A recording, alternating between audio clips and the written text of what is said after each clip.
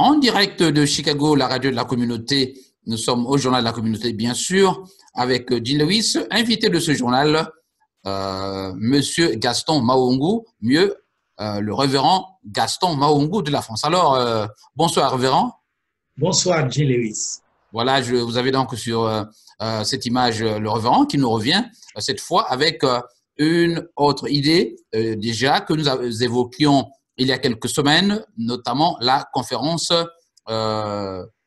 nationale souveraine qui devrait, à l'époque, pensait-il, qui devrait se tenir en août. Donc le 13, 14, 15 août.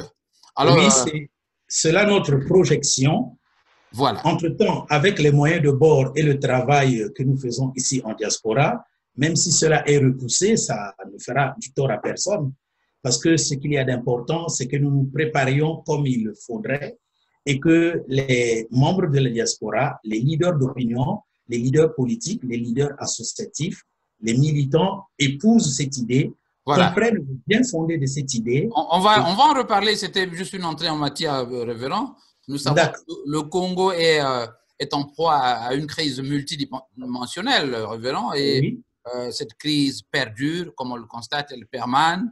Et les solutions viennent de partout, dans le temps, dans l'espace, justement, dans l'intervalle, les populations en souffrent. Alors, votre initiative, à en croire ce que vous avez déposé à l'ambassade, vise à interpeller le gouvernement sur la nécessité de l'organisation d'une conférence nationale souveraine. Première question, oui. Révérend, je voulais d'abord savoir si vous êtes un groupe organisé, structuré, enregistré. Oui, nous sommes un groupe organisé, n'est-ce pas? Et nous sommes structurés, ça aussi c'est vrai. Et nous avons pensé que c'est le moment de rendre le groupe beaucoup plus opérationnel, car en effet, nous ne nous présentons pas, nous ne nous prévalons pas comme les meilleurs ou la tête de file des autres. Nous pensons fermement qu'il est temps que nous puissions bousculer les susceptibilités des uns et des autres, traduire les égos des uns et des autres dans le passé pour avoir une nouveauté de vision et faire de telle sorte que les capacités politiques associatives que nous avions puissent se mettre ensemble et trouver l'importance de ce que nous sommes en train de proposer comme étant la seconde conférence nationale souveraine qui permettra à tout le monde d'être à même, vu les injonctions qui en dépendent, vu administrativement les préalables qui se posent dans ce cas-là, de permettre qu'il y ait une amnistie générale de telle sorte que personne ne soit inquiété lorsqu'il prétendra rentrer au pays, qu'il y ait la libération des prisonniers politiques, qu'il y ait une pacification, un engagement ferme du gouvernement actuel de pouvoir recevoir tous ceux qui peuvent contribuer, n'est-ce pas, au bien fondé de cette grande assise qui apportera les solutions en faisant l'expertise des 30 ans de l'expérience démocratique que nous avons eue dans le passé, depuis la première conférence jusqu'à aujourd'hui, et trouver les remèdes aux problèmes qui sont connus par tout le monde, qui sont posés par la gouvernance actuelle et aussi par l'esprit de facilité qu'ont un certain nombre de gens qui pensent qu'on peut réussir à faire ceci, à faire cela, alors que depuis très longtemps, nous disons, nous faisons et nous voyons que cela n'avance pas la problématique. Voilà, donc, ça c'est dans le fond, révérend, mais je voudrais d'abord m'appesantir sur ce qui entoure justement cette idée si noble que vous expliquez. Monsieur Adada, à qui vous avez remis le document, est-il pour vous un interlocuteur ou un médiateur? Quel rôle joue Adada dans ces négociations? Lorsque nous nous sommes présentés devant lui, il a accueilli favorablement, n'est-ce pas, le fait que nous ayons pu le consulter parce qu'il nous a expliqué qu'il nous a reçus, pas en tant qu'homme politique, mais il nous a reçus en tant que diplomate, donc le père de la nation ici en France. Il ne voudrait pas entrer dans ce que nous nous présentons. Il nous a dit, je ne suis pas un homme politique, je vous reçois en tant que votre ambassadeur et la communication que vous voulez adresser à qui de droit, je vais l'adresser à qui de droit. Donc, nous sommes sûrs et certains qu'il va adresser la correspondance à qui de droit, mais lui n'a pas voulu faire un commentaire qui soit parce qu'il ne voulait pas intervenir dans ce qui ne le concerne pas lui. Mais en tout cas, il nous a rassurés avec fermeté que l'ambassade n'est pas l'ambassade de quelqu'un, c'est l'ambassade du Congo, et lui, il est serviteur à l'ambassade pour le Congo, et que le document sera transmis à qui de droit, c'est-à-dire à Monsieur le Président de la République, Denis Sassou Nguesso. Il nous l'a rassuré, ça, c'est sûr et certain. Révérend, vous vous souvenez qu'il y a quelques mois, sur cette même antenne de la radio de la communauté, vous affirmiez que vous rencontriez des difficultés à entrer en contact avec M. Adada. Alors, pourquoi ce revirement? Pourquoi, finalement, a-t-il si facilement accepté votre sollicitation? Mais c'est bien simple. J'ai rencontré des difficultés et j'ai parlé exclusivement de mon cas. J'ai dit, monsieur l'ambassadeur, je vous avais envoyé 2 documents, 2 livres. Le manifeste de la prière pour le Congo et Conscientisons-nous Congolais. Est-ce que vous l'avez reçu? En tout cas, il a certifié avec véracité qu'il n'a jamais reçu la correspondance, alors que c'est par le biais postal que je l'avais fait.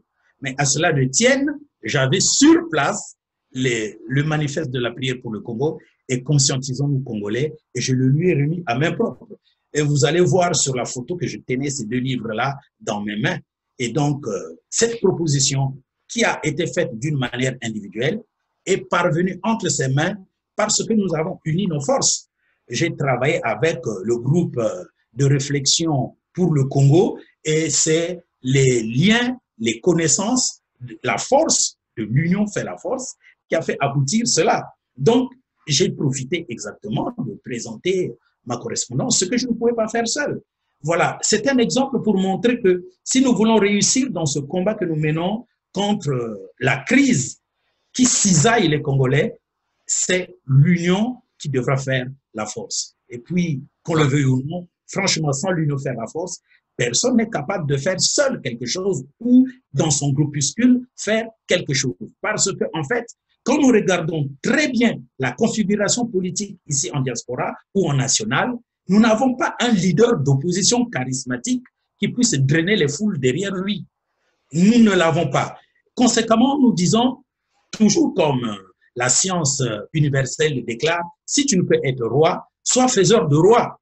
Si vous n'avez pas un leader qui puisse faire l'unanimité, eh bien, travaillez vis-à-vis d'un projet collectif qui devra faire l'unanimité pour que le projet soit en quelque sorte votre leader que vous n'avez pas. Et c'est ce que nous sommes en train de faire aujourd'hui.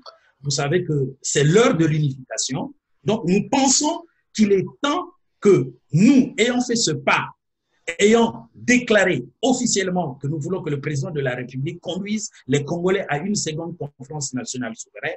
Donc, cela revient à dire que nous voulons qu'ils tiennent compte de cela. Et donc, je voudrais, nous devons nous rassembler. On en vient, pasteur. On en vient puisque c'est là la clé de vote, même de la problématique. Voilà. Alors, pasteur, révérend, nous parlons ici des propositions que vous avez envoyées à M. Denis Sassou Nguesso, au président Sassou. Avez-vous eu, avant de le faire, des consultations préalables avec quelques membres de la diaspora? Je voudrais vous voir citer des noms parce que nous faisons une formation de proximité. Soyez précis, dites-nous si vous avez eu des réunions préliminaires et ficelé le document de façon collégiale, puisque vous insistez sur ce concept déjà. Nous avons travaillé de manière collégiale. Dans le groupe de réflexion pour le Congo, il y a moi, il y a Serge Kaba, il y a Justin Ouamba, il y a Saneli Tambatamba, il y a Impel, il y a Ulrich Touta, il y a Pierre Wabaluku et les autres. Et puis nous avons fait un travail auprès des carrures que nous avons consultés. Nous avons consulté les Donald Imperator, les Guy Mafimba et autres. Avant que nous nous décidions, n'est-ce pas, de présenter cette idée, nous avons consulté un certain nombre conséquent des leaders politiques, des leaders associatifs, pour que ça soit une chose commune. Nous n'avons pas travaillé seuls. C'est franchement une affaire d'un certain nombre de personnes que nous avons consultées, qui ont même accepté de figurer, n'est-ce pas, dans les signataires de cette correspondance que nous avons adressée au chef de l'État. lorsque nous aurons l'occasion de vous le présenter, vous trouverez que nous sommes déjà 20 qui avions été signataires de cela. 20 personnes, 20 leaders d'opinion, 20 leaders associatifs, 20 militants de carrure qui ont pris à bras le corps cette pensée, ce projet que nous avons présenté, n'est-ce pas? Alors, donc, la tendance de continuer d'agrandir le nombre d'intervenants jusqu'à ce que tous ceux qui doivent véritablement épouser cette idée soient en mesure de faire eux aussi le poids, les propositions et d'aller dans ce sens-là. Est-ce qu'en 60 secondes, vous pouvez me parler de ces points clés dans ce document? Est-ce que pour celui qui ne l'a pas lu encore, je sais que c'est un document d'une quinzaine de pages, je crois, d'une dizaine ou quinzaine de pages, est-ce que vous pouvez en 60 secondes résumer l'essentiel de ce document?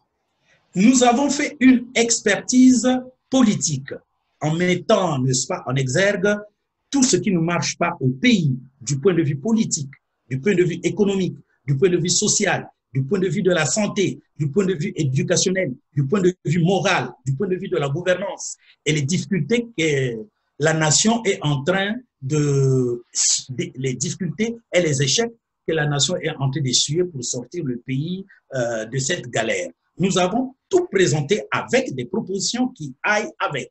Voilà, c'est pour cela qu'il est un document volumineux. Nous aurons bientôt le temps de vous le présenter.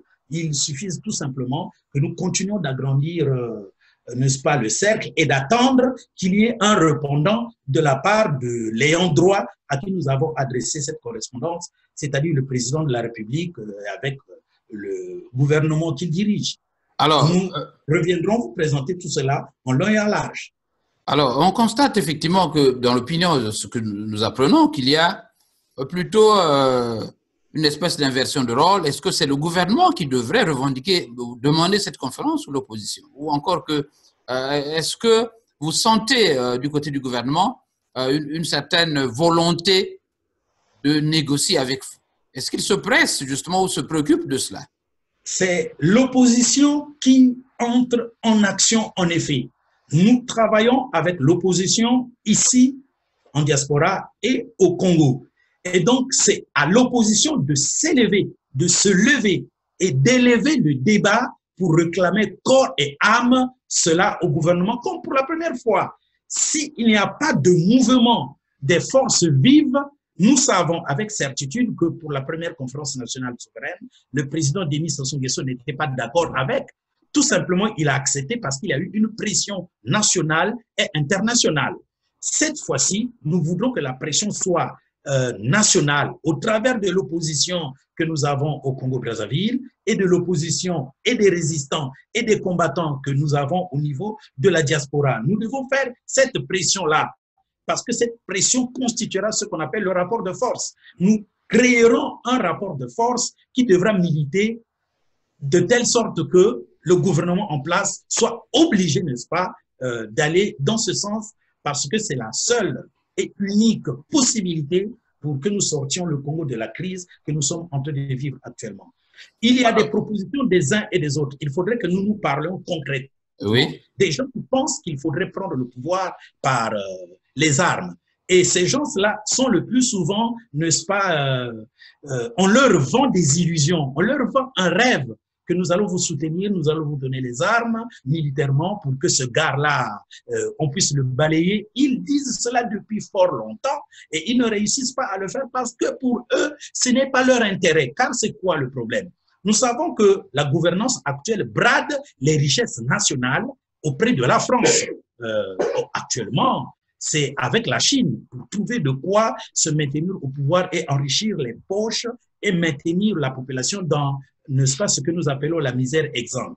Donc, il n'existe pas des Français ou des Chinois qui peuvent donner un rêve à un certain groupe de combattants de la diaspora qui peuvent les aider pour balayer Sassou par les armes.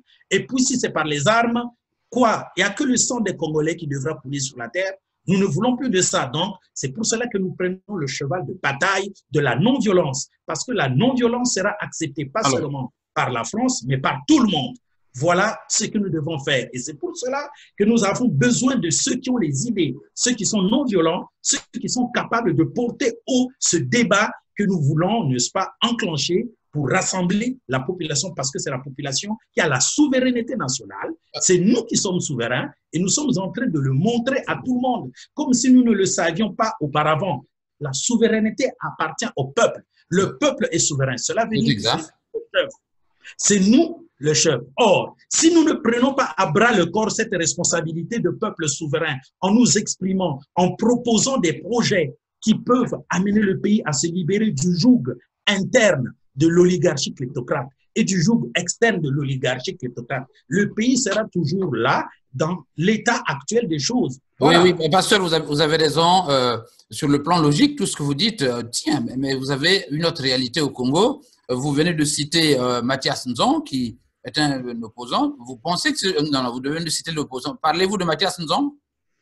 Nous sommes en train de parler de... Mais Mathias Nzon a le même langage que nous. Bon, mais je voudrais vous dire que Mathias Nzon a tenu des propos sur, je crois, sur Louisiana TV, pour un auditeur averti, il se rendra compte que Mathias Nzon, à la limite, est en train de dire aux gens, mais écoutez, attention, Sassou a des armes, il a tout ce qu'il faut, l'arsenal, ne le dérangez pas. Est-ce que vous avez suivi cette déclaration sur Louisiana TV où, effectivement, il a fait une peinture de Sassou comme un véritable homme surarmé? Est-ce que c'est cela le discours d'un opposant au peuple? Voilà, vous savez, les gars comme les Mathias Nzon, ils ont travaillé avec Sassou, oui ou non? Oui. Et alors, pourquoi apurer la population? Ce que nous voulons faire est une activité politique non violente. Nous regardons dans la page historique de l'humanité tout entière, nous allons nous rendre compte que c'est comme ça que les grands mouvements ont réussi à changer les choses. Le Mahatma Gandhi en Inde a changé les choses par la non-violence. Martin Luther King aux États-Unis a changé les choses par la non-violence. Pourquoi pas nous pouvons mener ce combat-là, et ce combat doit être mené pas en faisant peur à la population. Nous devons, nous, présenter ce combat comme un combat ouvert devant tout le monde. Ça ne doit pas être un secret de polichinelle. Si, par exemple, nous optons pour la seconde conférence nationale souveraine et que le gouvernement actuel n'est pas d'accord avec, nous passerons à la phase de la désobéissance civile. Mais bien avant... Mais avec qui? Parce que avec qui? Vous êtes ici en Occident et il est démontré que ceux qui sont là-bas, notamment les Mathias Nzon et les autres, n'ont pas du tout la carrure ou la volonté d'agir dans le sens dont vous parlez. Ce n'est pas un secret. Vous voyez que... Le problème, c'est que ce que nous sommes en train de faire maintenant, c'est une conscientisation des larges masses populaires de la diaspora, de telle sorte que nous prenons, nous tous, les engagements de descendre sur place. Si un certain nombre de personnes ne descendront pas sur place, il y aura quand même des hommes qui descendront. Mais le fait doit être celui-ci. Premièrement, la pédagogie et deuxièmement, l'action. Vous savez, si nous faisons de la pédagogie, de la communication concrète, sereine, sans bavure, avec une simplicité de cœur, en exposant concrètement les choses aux uns et aux autres, lorsque nous descendrons sur place, nous irons parler le même langage. Pourquoi est-ce que nous produisons de la littérature? C'est pour que nous soyons en mesure de présenter ce que nous pensons pour le pays à tout le monde. Et lorsque la population a la capacité de parler, les sans-voix commencent à parler. Pourquoi voulez-vous tous que les dictateurs prennent les armes? Mais pasteur, à ce jour, le rapport de force, il est en votre défaveur. Oui, il est en notre défaveur. Mais alors, qu'est-ce qui nous est-ce que dans cette émission, celui que vous appelez le dictateur peut se presser d'aller aux négociations si déjà sur le terrain, vous n'avez pas des gens qui peuvent relayer ce dont vous parlez? C'est cela la difficulté, non? Exactement. C'est pourquoi nous sommes en train de faire de la communication. Parce que aujourd'hui, qu'est-ce qui fait que les gens ne soient pas d'accord sur une activité politique qui devrait normalement apporter ou faire preuve de l'assentiment, de l'agrégation, de l'acceptation de tout le monde?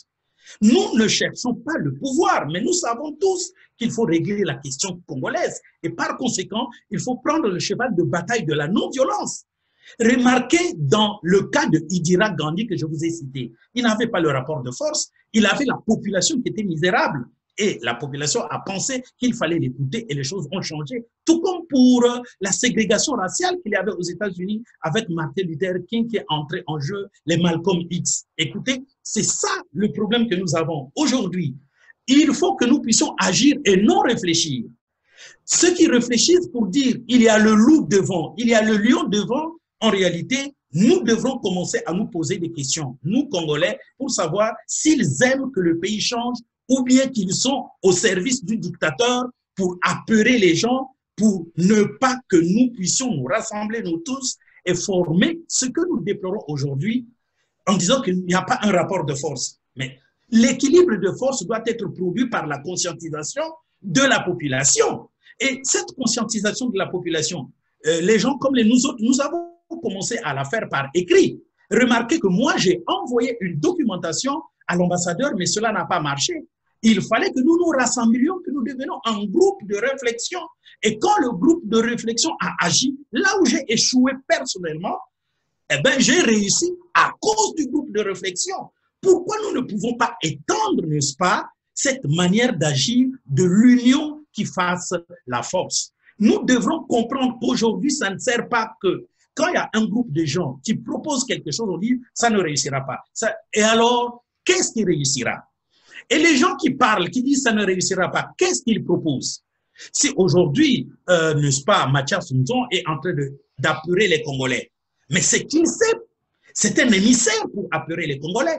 Aujourd'hui, quelqu'un peut nous apeurer, mais nous n'avons pas besoin de déclencher une guerre parce que nous n'en avons pas les moyens. Mais au moins, nous avons besoin de revendiquer. Alors, vous, pasteur, est une question constitutionnelle. C'est un devoir et un droit constitutionnel. La constitution même de Denis Sassou Nguesso, celle-là qu'il a faite, nous donne le droit, n'est-ce pas, d'aller au dialogue, nous donne le droit de revendiquer, nous donne le droit d'aller même à la désobéissance civile. Nous avons, nous tous, cette même constitution. Lisons-la et trouvons ces articles et parlons aux gens que c'est de notre droit. Révérend, je voudrais, j'ai une question de curiosité sur votre idée, notamment vous parlez de conférence nationale souveraine. Le contexte d'alors, quand nous pensons à la conférence nationale souveraine il y a quelques années, le président Sassou avait été totalement dépouillé de tous les pouvoirs et que donc il n'attendait que son sort soit réglé. Alors, pensez-vous à rééditer cet exploit? Mais au fait, voilà le problème. Quand on parle de conférence nationale souveraine, c'est que du moment où le gouvernement accepte que la conférence nationale sera souveraine, le président de la République actuelle et la gouvernance actuelle est dépouillé de leur pouvoir. Le pouvoir est entre les mains des conférenciers. C'est ce qui s'est passé en 1991 et 1992. Quand il y a une conférence nationale, dès que vous réussissez à la déclarer souveraine, alors le pouvoir de l'État n'est plus entre les mains de ceux qui sont au pouvoir, mais le pouvoir de l'État est entre les mains des conférenciers. Et ces conférenciers-là tiennent lieu d'Assemblée nationale. À partir de ce moment, le président de la République, le Premier ministre et les ministres ne sont que facultatifs. Ils ne sont là que pour signer ce que la conférence nationale exige. Il faut expliquer ça à tout le monde pour que les gens sachent que c'est là le combat. Et c'est cela le problème, justement. C'est là le problème. Alors, pour dire... jusqu'à vous accepter ce genre de proposition? Mais si nous sommes unis, il sera contraint d'accepter cette proposition. C'est pourquoi nous en appelons au rassemblement de tout le monde pour que ça soit l'affaire de tout le monde et que ça ne soit pas l'affaire d'un petit groupe ou de quelques carrures qui se sont élevés pour faire cette proposition. Je vais vous prendre un exemple. Juste au départ de la guerre qui se passe actuellement en Libye, la communauté internationale a tenté d'amener les Libyens à une conférence nationale. C'est sûr qu'elle devait être souveraine. Donc cela aurait dû permettre en ce que la gouvernance actuelle n'ait plus le pouvoir et ceux qui voulaient faire la guerre et qui sont en train de la faire actuellement n'aient pas aussi la possibilité de déclencher cette guerre. Mais les Libyens ont refusé cela parce qu'ils savent que c'est ça. Donc nous devons nous constituer en une force qui contraindra le pouvoir d'accepter cela. Lorsque nous avons fait la première conférence nationale souveraine, mais c'est le contexte global général qui a amené cela. Et ça a commencé où? À Paris. Les gars qui ont fait la conférence nationale souveraine, c'est des Congolais qui ont commencé à marcher ici. Mitterrand, lui, il n'a fait que prendre un peu le cheval de bataille pour s'approprier, n'est-ce pas, cette gloire. Mais ce sont des Congolais qui ont commencé la chose ici, qui ont réclamé le multipartisme, qui ont réclamé la conférence nationale souveraine. Ils sont partis où nous voulons tout simplement réveiller leurs souvenirs pour qu'ils se lèvent actuellement. Si ce souvenir ne peut pas être réveillé par leur pied, qu'ils permettent... Révérend, je voudrais retourner la question, parce que cet aspect me paraît essentiel. Pourquoi le gouvernement traîne-t-il les pieds à ouvrir des négociations sincères avec l'opposition?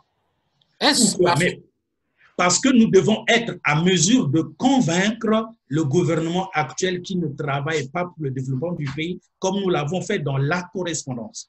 S'il vous plaît, quand j'aurai la permission de notre groupe... Je vous comprends. Vous allez vous rendre compte que ce que nous avons dit au chef de l'État est en train de lui prouver par A plus B qu'il a mal géré tout le temps qu'il est au pouvoir et qu'il y a une banqueroute au niveau du pays. Pour prendre un exemple, pourquoi il n'a pas pu faire ce que le FMI lui a demandé, lui, pour qu'il reçoive un prêt du FMI? C'est parce que les points essentiels, la malgouvernance, l'unité nationale, il est incapable de pouvoir réaliser cela. Et c'est pourquoi nous sommes en train de dire qu'il a une parade, n'est-ce pas? Il voudrait que la commission du dialogue national puisse triompher afin qu'on sache qu'il a réussi à faire quelque chose. Or, nous ne voulons pas de cette commission nationale parce que c'est pour tout simplement berner le FMI qu'il voudrait le faire. Nous voudrons qu'on puisse aller au front, c'est-à-dire que le problème tel qu'il se pose là, que nous puissions véritablement le faire. Alors, mon frère, ceci, ça s'appelle réplique au discours en congrès 2018 de Sassou III. C'est un ouvrage que j'ai écrit au travers duquel j'ai utilisé son propre discours pour démontrer qu'il nous a trompés dans ce discours et j'ai démontré toutes les failles qu'il y a. Donc, nous sommes armés de ces ouvrages-là.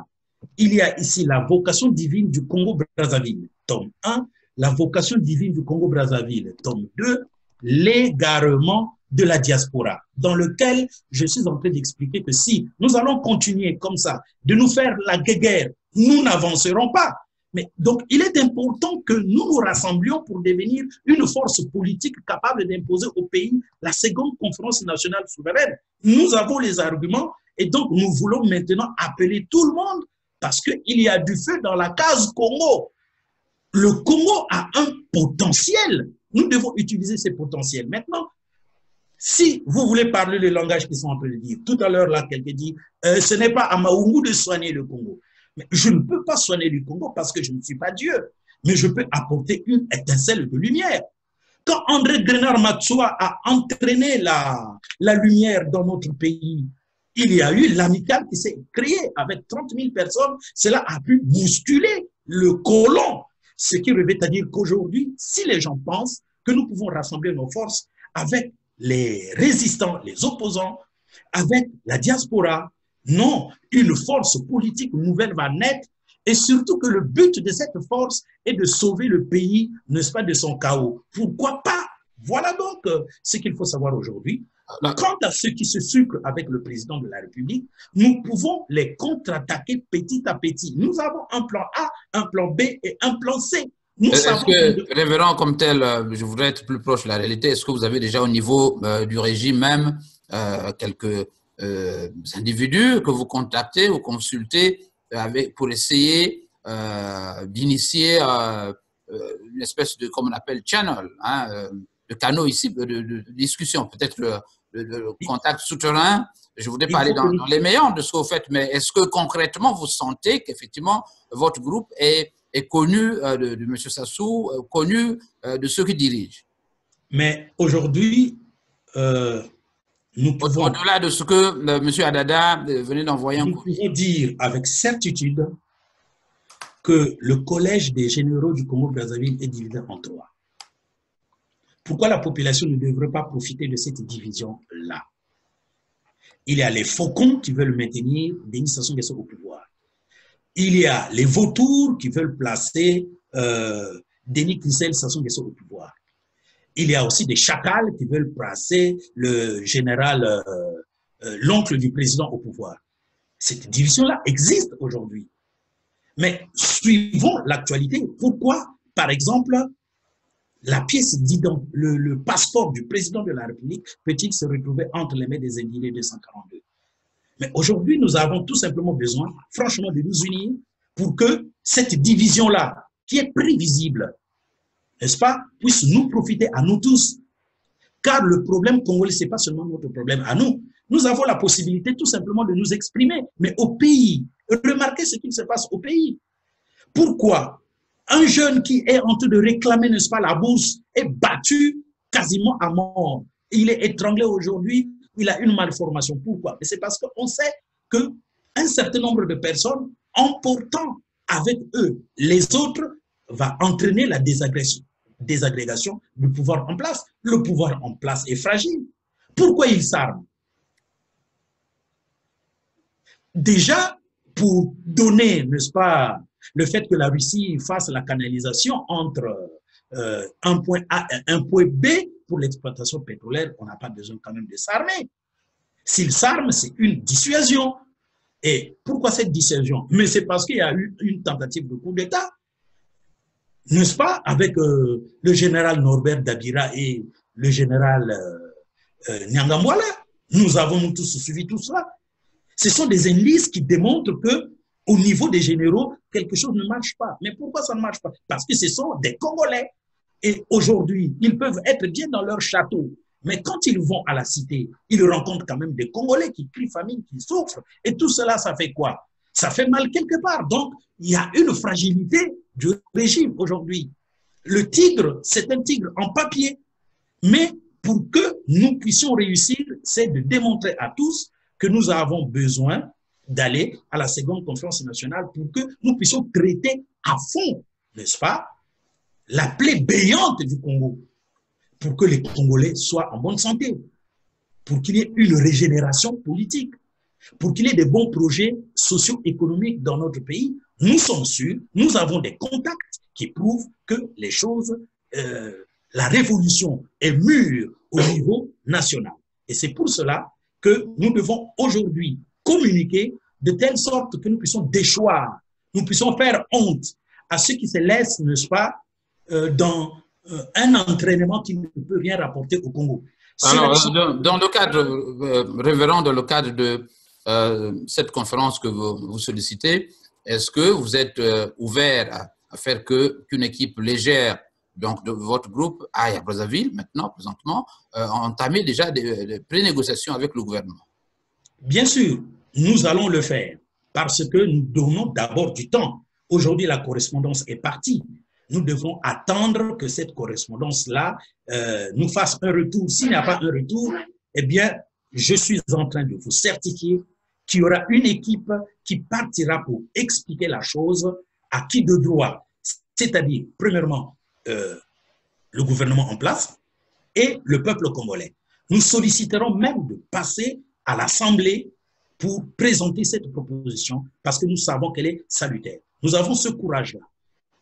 Mais ce qu'il y a d'important, c'est que nous soyons soutenus par tout le monde et que ça ne soit pas seulement nous, notre collège, n'est-ce pas, de 20 personnes jusqu'à aujourd'hui, hein, mais que ça s'agrandisse, que ça soit une activité de tout le monde. Il y a une main, plutôt un doigt, 2 doigts, 3, 4, 5 doigts, ça fait la force de la main. C'est ce que nous voulons faire. Mais pourquoi fuir le combat en question? Le combat, c'est cela. C'est expliquer parce que ce que nous voulons, c'est quoi? C'est pas un péché de lèse-majesté. Nous entrerons très bien dans ce front. Vous ne redoutez pas ces forces réfractaires au changement? Vous avez, il y a quelque chose que je vais dire. Les gens du PCT, par exemple, qui sont dans une autre logique, hein, notamment celle. Oui, c'est vrai qu'ils sont dans une autre logique, mais ces gars du PCT ne sont-ils pas des Congolais? Nous savons qu'ils sont des Congolais. Et donc, nous devrons...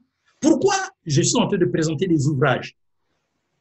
N'est-ce pas? C'est parce que les gens peuvent consulter ces ouvrages, lire ce qu'il y a à l'intérieur, et c'est une façon de préparer le dialogue pour tout le monde.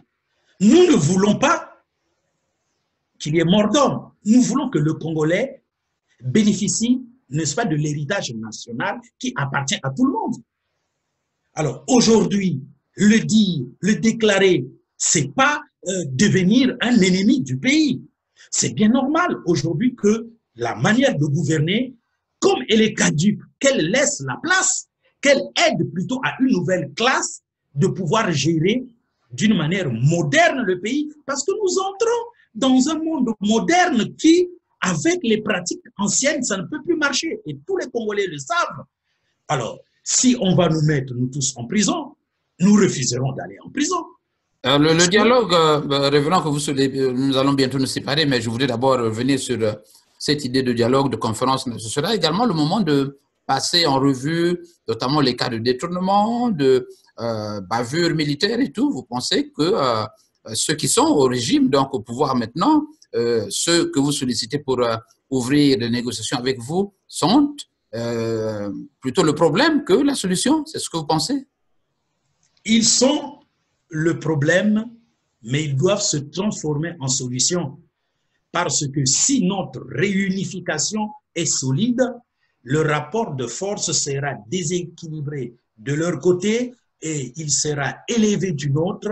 Et avec la population, ils seront obligés de comprendre en effet ce qu'il se passe. Vous savez, vous allez faire concrètement des concessions à ces gens? Il y a des hommes qu'on commence à traduire aujourd'hui en justice, des gens qui font des grands détournements. Vous savez, lorsque nous aurons la capacité de mettre la main sur un certain nombre de biens mal acquis, vous allez vous rendre compte que le combat politique changera de vigueur. En fait, c'est cela. Nous allons convaincre les ayants droit internationaux de mettre la main sur les biens mal acquis, biens financiers, biens mobiliers, biens immobiliers, et vous verrez ce qui va se passer. Voilà. Il faut savoir que si nous luttons dans l'unité, nous serons à mesure de réussir de faire de grandes choses. Là, le seul tort que nous puissions donner à la circonstance actuelle, c'est de nous taire. Et aujourd'hui, il y a deux façons de se taire. Ne pas parler et empêcher de parler. Ne pas parler, c'est se taire. Empêcher de parler aussi, c'est se taire. Qui ne parle pas? Un certain nombre de personnes, aujourd'hui en diaspora, qui ne parlent pas. Qui empêche de se taire? Un certain nombre de caciques en diaspora qui empêchent que nous puissions parler aujourd'hui. Ben, c'est une chose que nous devons faire. Il faudrait que nous puissions briser ces choses-là pour que nous soyons en mesure d'amener tout le monde à la réunification, pour que nous puissions trouver les solutions et régler. Il y a des contentieux. Il y a 3 commissions qui avaient été émises par la première conférence nationale qui n'ont pas été réglées et dont les conséquences continuent à ternir la vie politique, sociale, économique, financière, militaire de notre pays. Donc, toutes ces choses-là devront être réglées là. Il y aura des commissions vérité et réconciliation que nous allons faire. Il y aura des états généraux, il y aura des audits. Est-ce que de la même manière, vous avez essayé de vous rapprocher de certains milieux internationaux, notamment ceux que vous considérez comme les patrons de ces gouvernants, puisque généralement vous utilisez le terme de préfet pour parler de ces chefs d'État. Est-ce que du côté de la France, vous vous êtes rendu par exemple dans ces ministères pour essayer d'avoir une espèce de caution morale et commencer à engager ces initiatives-là? Mais bien sûr, la correspondance que nous avons envoyée au président de la République a des empilations qui sont parties dans toutes les institutions internationales. C'est comme ça que nous avons agi. Non, c'est-à-dire que j'entends que, est-ce que vous avez sollicité des réceptions dans ces bureaux pour avoir… Bien sûr, mais ça commence d'abord par quoi? Par une correspondance. Et après, par quoi? Par n'est-ce pas, une nécessité d'être reçu. Sinon, pourquoi nous leur avons écrit? Nous avons écrit à toutes les institutions internationales capables d'intervenir en faveur de la population congolaise parce que ce que nous sommes en train de demander est une demande congolaise. Donc aujourd'hui, que les gens sachent que nous sommes en train de faire de la communication afin qu'on sache que nous sommes déterminés et que cette détermination n'est pas seulement la nôtre, mais la détermination de ceux qui pensent qu'on peut renverser la vapeur aujourd'hui par la non-violence. C'est pour cela que toutes ces personnes qui vont nous rejoindre, que nous prions à nous rejoindre, qu'elles sachent qu'on a fait tout ce qui est possible à faire au niveau international et au niveau national. C'est une même correspondance, nous savons ce qu'il y a à l'intérieur. Et donc, du fait que cela est présenté au président de la République et à ses institutions internationales, il y a un triangle qui va se former. Alors, vous allez continuer à vous rendre chez M. Adada, ou vous trouverez en France là-bas un cadre privilégié ou neutre, où M. Adada certainement viendra discuter avec vous directement. Après un moment donné, un certain moment raisonnable, il faudrait que nous posions la question de savoir où est-ce qu'en est la correspondance que nous avons faite au chef de l'État. Ce n'est que normal. Il en est de même pour tous ceux à qui nous avons fait parvenir aussi cette même correspondance. À un certain moment donné, nous serons obligés de nous rendre là pour savoir qu'est-ce qu'il en est de ce que nous avons déposé comme correspondance. Pendant ce temps, nous, notre mission la plus importante, c'est de faire venir tous les calibres et de faire venir toute la population de la diaspora au niveau de la France, au niveau de l'Europe, au niveau du Canada, au niveau des États-Unis, au niveau de l'Afrique, pour que nous tous nous mettions dans ce bain-là. Le travail que nous sommes en train de faire maintenant, et ce qui va profiter, n'est-ce pas, c'est que ceux qui sont au Canada, aux États-Unis, là où tu es, et en Afrique, ils sachent que nous sommes en train de venir vers eux. Nous allons trouver tous les canaux, toutes les possibilités pour que ça ne soit pas une chose faite par la France, mais que désormais ça soit une chose faite par la diaspora internationale. Voilà, c'est ce que nous sommes en train de faire, car partout où sont les Congolais qui peuvent apporter quelque chose, un grain dans ce moulin, nous voulons qu'ils ne se cachent plus, mais plutôt que nous puissions unir les forces. Et c'est pour cela que nous pensons que quand ça va détonner de la France, de l'Europe, du Canada, des États-Unis, de Cuba, de l'Afrique, mais il y aura un répondant parce que c'est la population qui est à l'étranger qui voudrait que les choses changent, et le changement viendra par notre sérieux que nous allons mettre dans ce travail de rassemblement. Si nous voulons qu'il y ait une seconde conférence nationale, nous devons prouver que nous sommes à même nous-mêmes de nous rassembler premièrement. Et c'est cela le travail que nous sommes en train de faire actuellement. Les institutions internationales et nationales devront voir le sérieux que nous mettons dans ce travail pour qu'ils trouvent juste de mettre leurs pattes. Alors, pour terminer, révérend, je voudrais d'abord que vous rassuriez la communauté, la diaspora, parce qu'on vous accuse, ça je dois vous le dire, de corrompus, des gens qui sont en train de négocier avec le pouvoir des intérêts égoïstes. Alors, est-ce que vous pouvez rassurer cette diaspora que vous êtes des gens sincères et que c'est l'avenir qui démontrera effectivement que vous êtes des gens sérieux? Exactement, c'est l'avenir, mais mon bien-aimé, nous avons personnellement, j'ai commencé par écrire Courrier d'un émigrant africain aux parlementaires internationaux. Tu le sais, à mon général Intel, le nombre de livres que je publie est très conséquent. Et aujourd'hui, vous avez vu les autres thèmes qui concernent la diaspora, qui concernent le pays. Mais nous ne faisons pas cela pour de l'argent. Nous voulons que les choses changent dans notre nation. C'est pour cela que nous voulons que tous ceux qui peuvent travailler, au lieu de nous accuser, que nous unissions nos forces. Et si ces personnes pensent que l'idée que nous avons, parce que c'est une idée qui est noble, elles peuvent même chapeauter ce que nous avons commencé.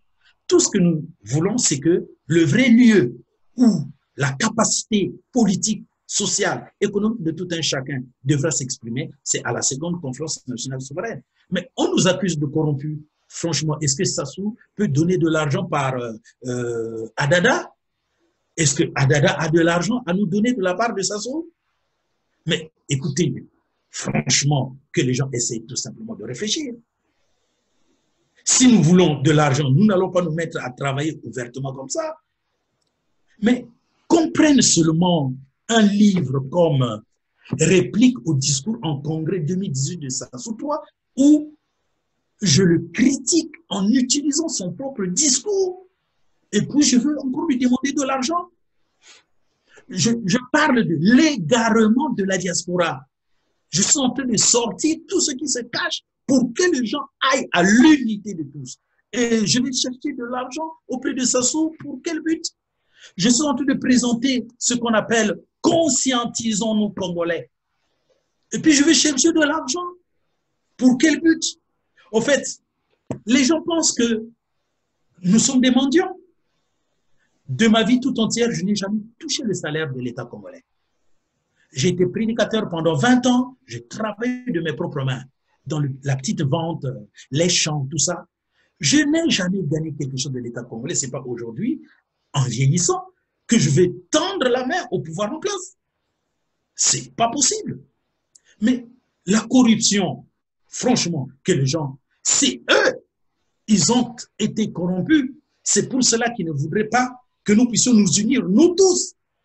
Alors, on va comprendre qui est corrompu et qui est corrompu. Alors revenons pour terminer rapidement. J'ai une toute dernière intuition. Les propositions que vous avez dans ce document envoyé au président Sassou sont-elles des propositions rigides? Je m'explique. Est-ce que vous êtes prêt à faire des aménagements? Est-ce que là, il y a quelques fenêtres qui fassent qu'une fois le groupe que vous avez maintenant élargi, est-ce que les gens peuvent ajouter ou retrancher ce que vous avez déjà envoyé au président Sassou comme étant vos propositions? Ce que nous avons envoyé au président de la République n'est que la démonstration de ce grand désir, de ce grand besoin de rassembler les gens à la conférence nationale. Alors, le principe, donc vous parlez du principe seulement. Entre-temps, nous sommes en train de crier pour que ce que nous avons envoyé là soit soutenu par un programme de tout le monde. Nous sommes en train d'en appeler à ceux qui sont à même de faire mieux ou de faire également à nous ou de faire moins, de venir dans cette chose-là. Vous n'avez pas, révérend, comme tel, listé des points précis qui servent de préalable à cette conférence c'est ce que je voulais savoir. Est-ce que vous avez... Bien sûr, les points sont bien listés et le planning de travail est indéboulonnable. Les gens vont bientôt entrer en... Donc, vous pensez que ces propositions-là restent, donc qu'elles sont rigides? Elles sont rigides, mais elles peuvent être amendées parce que ce n'est pas la perfection. Vous savez, quand vous avez tellement réfléchi et que vous avez trouvé la solution qui s'impose, il suffit de présenter bien la chose aux uns et aux autres. Leur assentiment est un ajout à ce que vous avez très bien présenté parce que nous sommes partis du fait de la base que ce travail-là doit être fait par tout le monde. Même si les gens disent que nous avons mis les charrues avant les bœufs, mais oui, les charrues avant le bœuf peuvent faire avancer le labourage d'un terrain. C'est ce que les gens devraient savoir. Oui, c'est fort possible. C'est une argumentation solide parce qu'elle tient compte de la réalité actuelle et d'un courage extraordinaire pour dénoncer ce que nous dénonçons de loin. Nous avons voulu le faire d'une manière proche. Mon frère, nous avons ce courage et ce n'est pas un courage extraordinaire, c'est tout simplement du patriotisme. C'est tout simplement du nationalisme. C'est tout simplement l'intérêt commun que nous avons mis en exergue. Aujourd'hui, s'il y a des gens qui viendront amender ce que nous avons fait, nous ne sommes pas réfractaires à cela. C'est pour cela que nous sommes en train de crier de telle sorte que l'affaire-là ne soit plus notre affaire, mais que ce soit l'affaire de tout le monde. Voilà. Parce que nous sommes partis du fait que nous ne pouvons rien faire nous-mêmes parce que ce n'est pas une affaire de nous, c'est une affaire des Congolais. Et nous sommes confiants que le pouvoir en place donnera suite à cela parce que, franchement, partout où ce pouvoir-là pourra consulter la population, ils savent parfaitement que les choses ne marchent pas et qu'il faudrait changer les choses. C'est pour cela que cette lumière que nous avons enclenchée, eh bien, qu'elle rayonne, qu'elle se répande dans tout le Congo et que les Congolais trouvent de quoi sortir de cette crise qui est détectable, même par les enfants qui viennent de naître. Alors, révérend, il nous reste 60 secondes. Votre calendrier. Lundi matin, par où commencer? Nous avons déjà, aujourd'hui, au sortir de Ziana TV, fait des recommandations pour que nous puissions continuer d'élargir la liste de ceux que nous sommes en train de consulter et même ceux qui sont passés sur les médias pour nous faire des attaques et tout ça, nous allons les rencontrer, nous allons continuer d'élargir, n'est-ce pas, le spectre d'action et franchement, jusqu'à ce que nous soyons à mesure de consulter tout le monde et que tout le monde s'implique. C'est notre souhait véritable. Et ils s'impliqueront parce que nous avons cette ouverture de cœur, n'est-ce pas? Nous avons cette capacité de nous rabaisser pour que tout le monde trouve la place dans ce que nous avons commencé. Révérend Maungu, merci d'avoir été l'invité de ce journal de la communauté. Encore une fois, merci à tous les auditeurs et à la prochaine occasion, Révérend. À la prochaine occasion, Dieu voulant, d'ici là, lorsque nous serons encore en mesure d'apporter quelque chose de nouveau, parce que nous allons beaucoup communiquer pour élargir le champ d'action de cette activité politique que nous avons commencé. Merci.